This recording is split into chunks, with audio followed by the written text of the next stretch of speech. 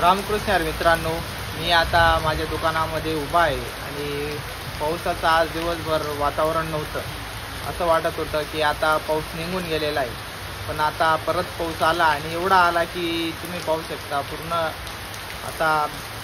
पूर्ण गावात सगळीकडे पूर्ण पाणी झालं. पाहू शकता मित्रांनो, अजिबात आवश्यकता नाही आता पाण्याची, पण मग तरी पाऊस येतोय.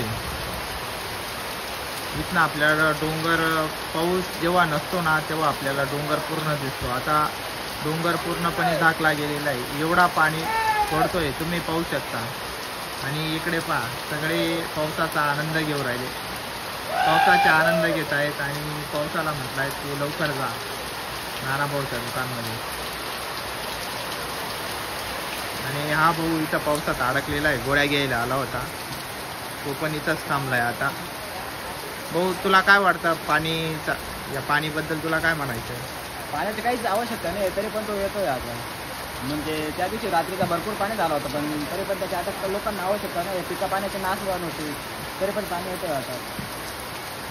ठीक आहे भाऊ, धन्यवाद. तुझे विचार तू मांडलेस, पण मग आता शेवट निसर्गापुढे आपल्याला काहीच करता येणार नाही.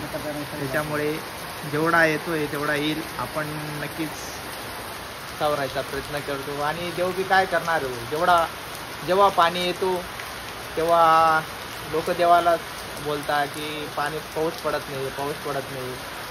तर ते काही चुकी नाही, चुकी आपलीच असते सगळी. त्याच्यामुळे आपण पाहू निसर्ग आता कधीपर्यंत पाऊस पडतो. ठीक आहे, चला तर मग काय विषय नाही.